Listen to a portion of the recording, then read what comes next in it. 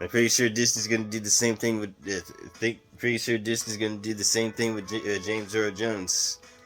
So Simba can see his father again. and for the future movies of the Lion King. Yep, James Earl Jones. It was a shocker that James Earl Jones is passed away. But we got major. But again, this is a NASCAR podcast. So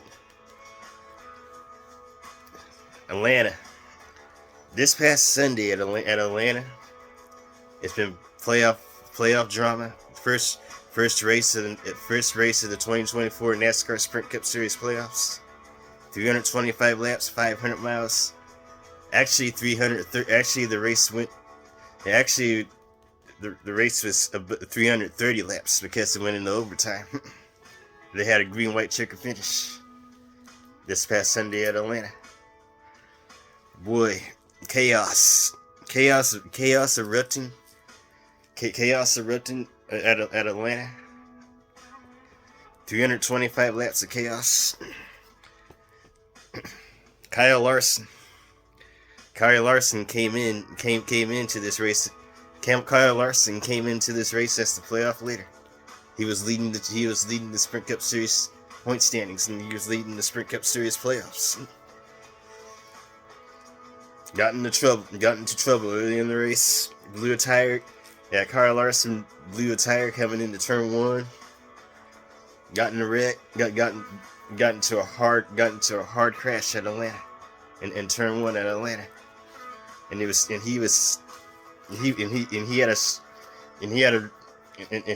had a hard collision when his car spun down the banking. Another car T-boned Kyle Larson. And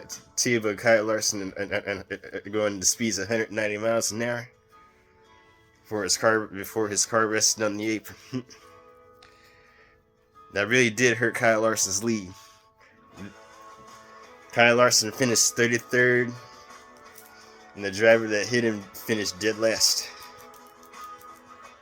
36th. And that 33rd place finish did hurt Kyle Larson's championship lead a lot. I don't think he may not even be leading. He may not even be leading the points anymore because of that DNF. Because of that DNF he had in Atlanta. And Joey Logano gets the second win of the season, taming all 325 laps at Atlanta.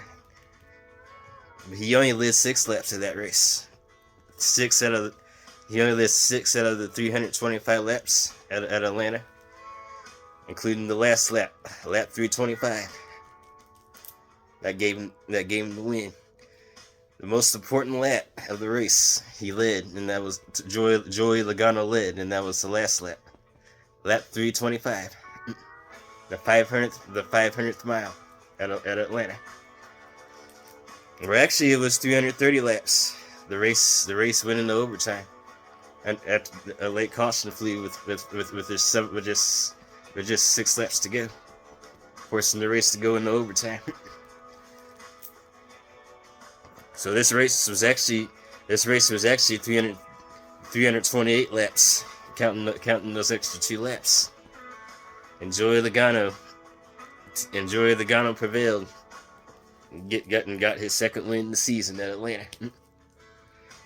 First win coming from another overtime chaos at Nashville Super Speedway. Joey Logano locked himself in to the round of 12 in the NASCAR Sprint Cup Series playoffs, which means now that Joey Logano won at Atlanta Motor Speedway yesterday, they can't touch him. They cannot touch Joey. He's locked into the round of 12 in the NASCAR Sprint Cup Series playoffs. Next Sunday, we head to another road course, first workhorse of the Sprint Cup Series playoffs. Watkins Glen International. Thunder Road.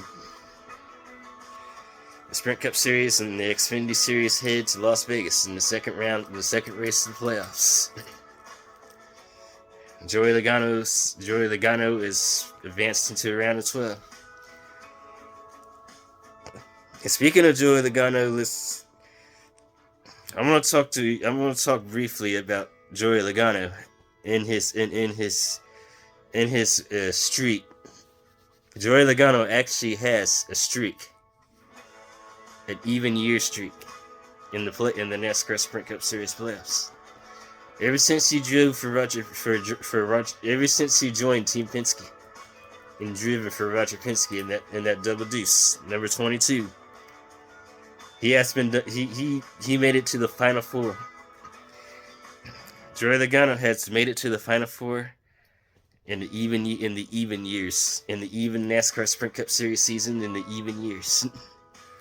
Joey Logano literally has a streak in making it to the championship 4 in the even years. And as much as I hate this format, and yes, believe it or not, I do hate this format. And I wish they wouldn't, because it literally makes drivers leapfrog just to get into the playoffs. Harrison Burton. I mean, it just happened again. Harrison Burton was, before he got that win at Daytona 2 weeks ago, he was nowhere near in contention in the playoff bubble. He wasn't even close. Before he got that win at Daytona, before Harrison Burton in the 21 car got that win at Daytona, he was 33rd in the point standings. Nowhere near in playoff contention. Nowhere near close to be in the round of 16 in the playoffs. Until he got that win at Daytona, in the Pepsi 400 at Daytona. This was an underdog victory at a restricted plate track. Harrison Burton leapfrogged his way into the playoffs. I mean, I congratulate Harrison Burton because he needed that win. Not only he needed that win, but his team needed that win. Chase Briscoe needed that win at Darlington. It was a swan song victory for Tony Stewart, driving Tony Stewart's car number, his childhood hero's number, Tony Stewart. Once again, returning it to Victory Lane and getting Tony Stewart's car into the playoffs. But Joey Logano, he is a beast when it comes to those even years. He made it to the championship 4 every single even year and every single even season. Starting in 2014, made it to the championship 4. Joey Logano made it to the championship 4 in 2014. Joey Logano again made it to the final 4 in 2016. He made it again in 2018. He was in the championship 4 again in 2020. He was in the championship 4 again in 2022. Joey Logano has an undefeated streak of making it to the last 4 in the last race of the playoffs in those even years. 2014 made it in. 2014, Joey Logano made it in. Lost the championship to Kevin Harvick at Homestead. 2016, second time Joey Logano made it into the last. Second time Joey made it to the last 4, the final 4 of the playoffs.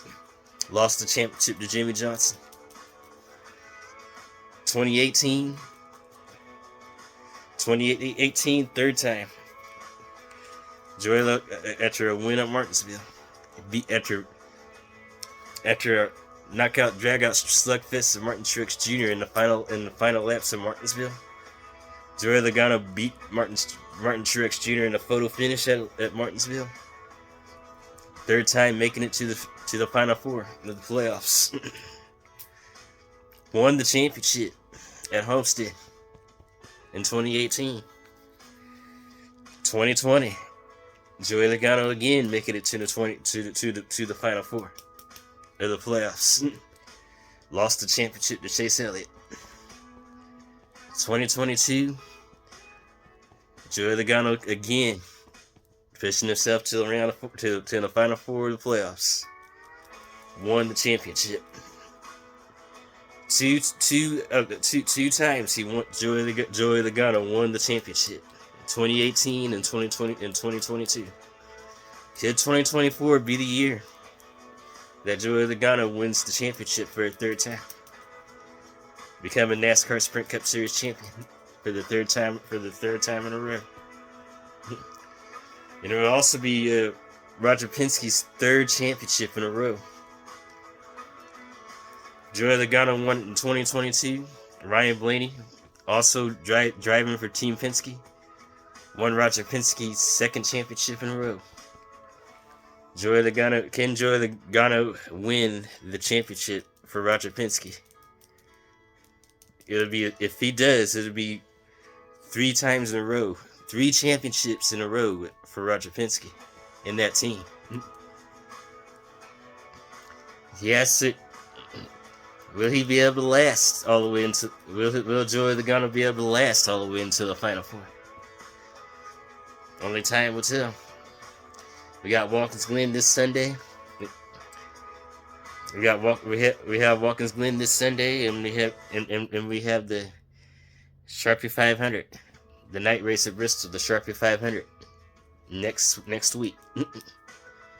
Saturday night racing at Bristol. My all-time favorite race at Bristol, the night race at Bristol, the Sharpie 500. That race is coming up after we go road course racing this Sunday at Watkins Glen, or before both the Sprint Cup Series and the Xfinity Series. Even though Joey Logano really is not my favorite driver. Joey Logano really is not my favorite driver. It's not my favorite driver. I'm not really a Joey Logano fan, but I have to admit, Joey Logano really is a good driver. He's probably one of the greatest villains in NASCAR history, in modern NASCAR history. He's probably one of the greatest villains there in the playoffs, in the NASCAR playoffs. Even though ever since the playoffs were first implemented in the 6, and I'm talking about the 16 driver winning your in system. The format which I do not like. The playoff format which I do not like because of the lack of legitimacy. Joey Logano has been the all-time villain in the playoffs ever since the playoffs were first implemented. But he is every sports. We have villains in NASCAR throughout its history. Dale Earnhardt became a villain in 1998 after wrecking Terry Labonte at the night race at Bristol in 1999. And Dale Earnhardt was heavily booed. After winning that race at Bristol in 1999. He nearly won it again. In 1995. Wrecked Terry Labonte again in the same race, in the same track. Night race at Bristol. But came up short. Terry Labonte still got the win anyway. 1999, Terry Labonte was not so lucky. He was wrecked by Dale Earnhardt coming out of turn number 2 at Bristol, giving Dale Earnhardt the win. Dale Earnhardt became the villain that year in 1999. Kyle Busch.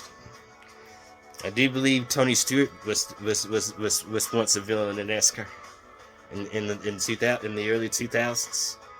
I do believe it was 2006 when Tony Stewart in 2006 Daytona 500. Tony Stewart, that race, Tony Stewart actually became a villain.